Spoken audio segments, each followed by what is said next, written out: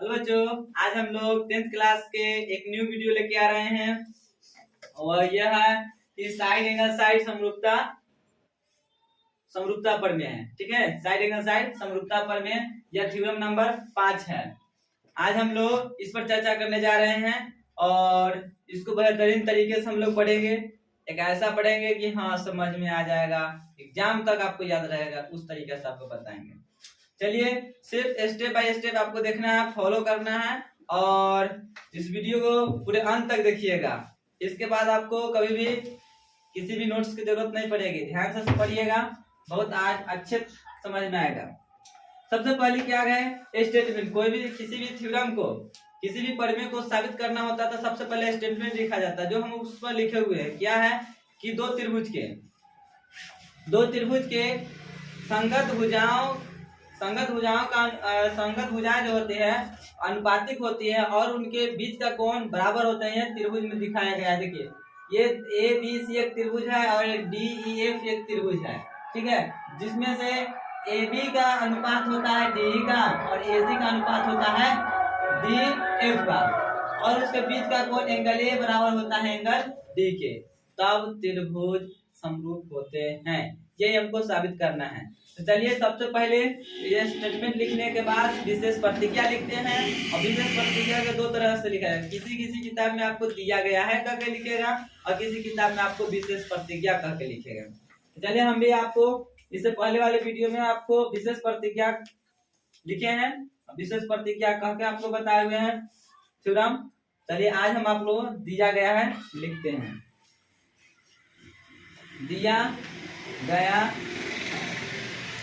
गया क्या है, त्रिभुज। क्या है त्रिभुज? एक है ए बी सी, एक क्या है त्रिभुज ए बी और सी, तथा त्रिभुज डी ई एफ में क्या दिया गया है बताइए। भुजाएं अनुपातिक है ना, भुजाओं का एक युग्म अनुपातिक हो, यानी कि ए बी बटा में डी बराबर में ए सी बटा में डी एफ, तथा एंगल ए बराबर आपको दिया है एंगल डी।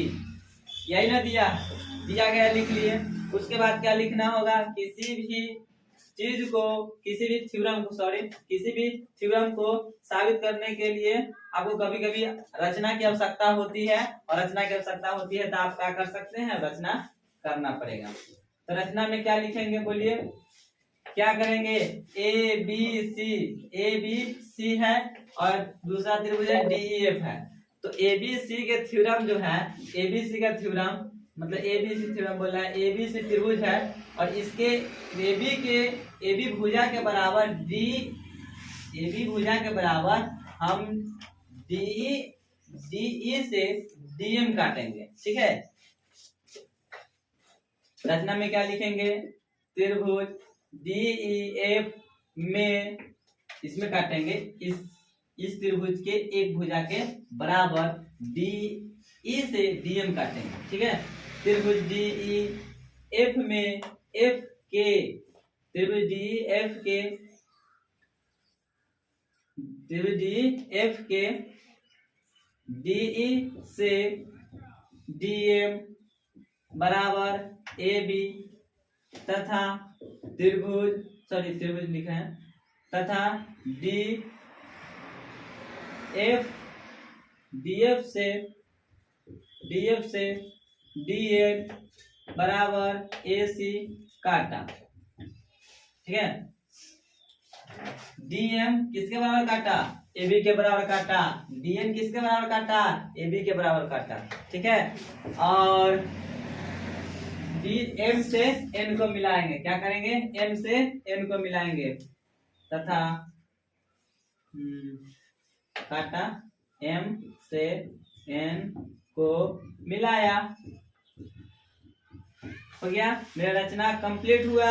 आगे लिखेंगे, हमें साबित करना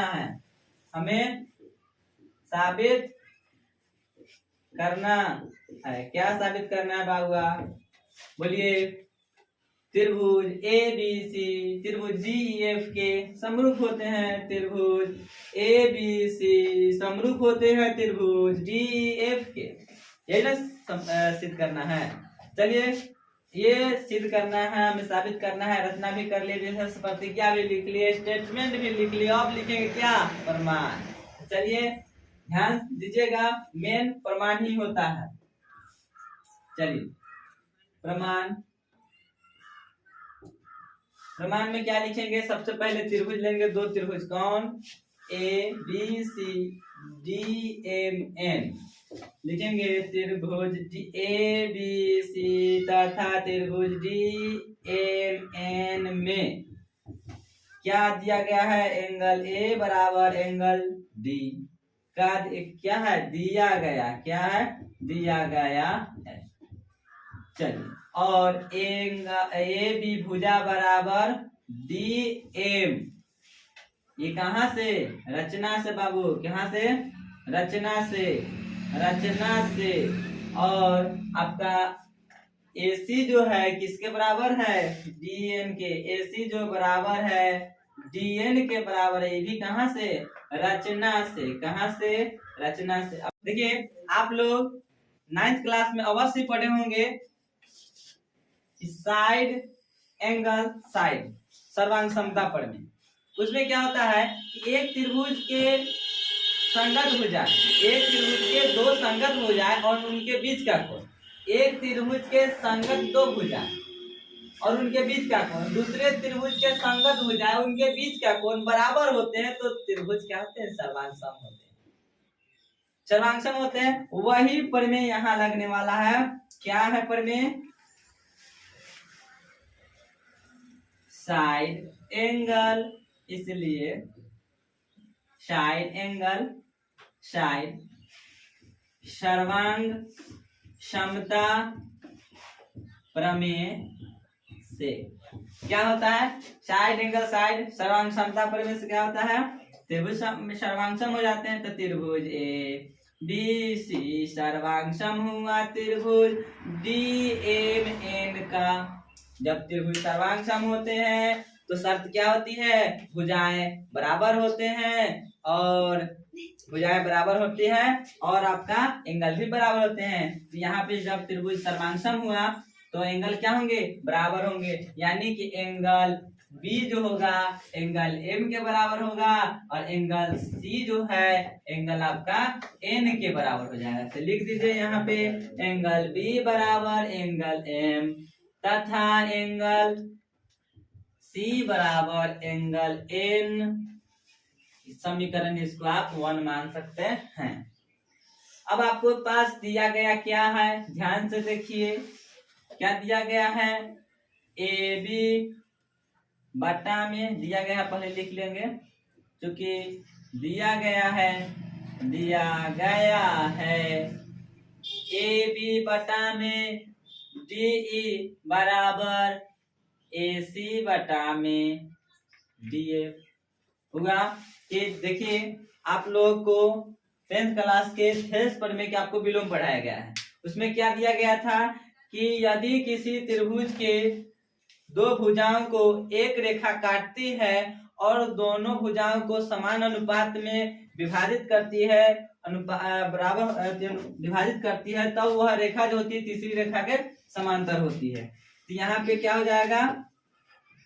अब ध्यान से देखिए, तो यहाँ पे AB जो है AB किसके बराबर है? यहाँ देखिए रचना में देखिए AB जो है AB किसके बराबर है? AB किसके बराबर है बाबू?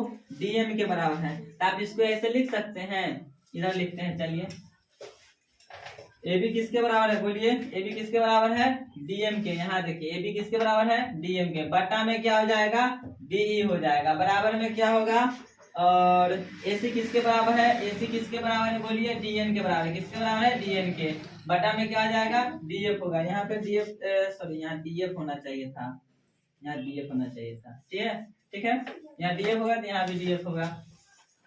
अब देखिए, ये थेस प्रमेय के विलोम से जब भुजाएं अनुपातिक होती है तो रेखाएं क्या होती है? समांतर होती है। क्या होती है? समांतर होती है।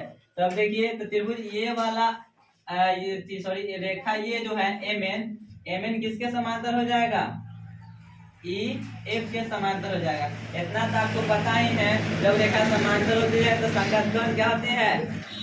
बराबर होती है। तो संगत कोण यानी कि एंगल एम जो होगा एंगल ई के बराबर होगा, एंगल एन जो होगा एंगल एफ के बराबर। तो लिख लेंगे इसलिए एंगल एम बराबर एंगल ई तथा एंगल एन बराबर जो होगा एंगल एफ के बराबर है। ठीक है, अब ध्यान से देखिए कि आपके पास ये जो दिया गया है और ये, लेकिन यहाँ पे आपको देखिए क्या दिया गया है, लेकिन आपका समीकरण 1 में क्या दिया गया है कि एंगल एम जो है एंगल बी के बराबर है, और तथा आपका पता है कि एंगल सी जो है एंगल एन जो है एंगल सी के बराबर है।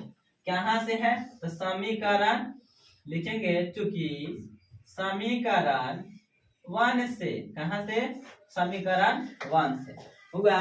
देखिए बाया बाया के बराबर तो दाहिना दाहिना के बराबर, बाया बाया के बराबर तो दाहिना दाहिना के बराबर, यानी कि एंगल बी बराबर एंगल ई बराबर तथा आपका हो जाएगा एंगल सी बराबर एंगल ए। कोई दिक्कत नहीं है। चलिए जब देखिए एंगल बी जो होगा एंगल ई के बराबर, एंगल सी जो है एंगल एफ के बराबर हो चुका है, और आपके पास पहले से ही दे चुका है कि एंगल ए जो है संगत डी के बराबर है। जब दोनों त्रिभुज के तीनों कोण आपस में बराबर हो जाते हैं तो त्रिभुज क्या होते हैं, समरूप हो जाते हैं। और ये जो दिया गया कोण है ये यहाँ पे लिख लीजिएगा संगत कोण है। क्या है, संगत कोण है। क्या कौन कौन कौन है, क्योंकि जब रेखा एक दूसरे के समांतर होती है तो संगत कोण बराबर होती है। अब लिखेंगे त्रिभुज ए बी सी तथा त्रिभुज डी ई एफ में क्या एंगल ए बराबर एंगल डी का से दिया, कहा क्या किया है, दिया गया है। देखिए यहाँ पे ये देखिए एंगल ए बराबर एंगल डी क्या है, क्योंकि दिया गया है। ठीक है, और यहाँ तो निकाले हुए हैं एंगल बी बराबर एंगल क्या, एंगल ई, एंगल बी बराबर एंगल ई, और एंगल सी बराबर एंगल एफ, एंगल सी बराबर एंगल एफ। ठीक है, इसलिए साइड, अब देखिए सॉरी साइड नहीं होगा, इसलिए देखिए एक त्रिभुज के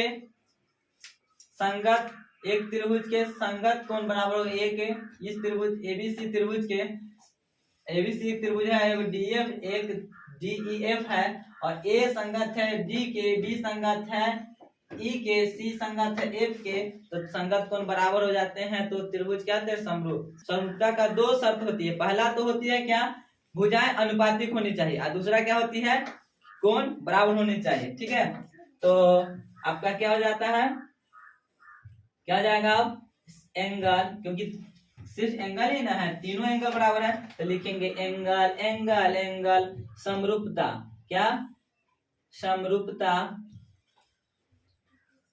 समरूपता प्रमेय से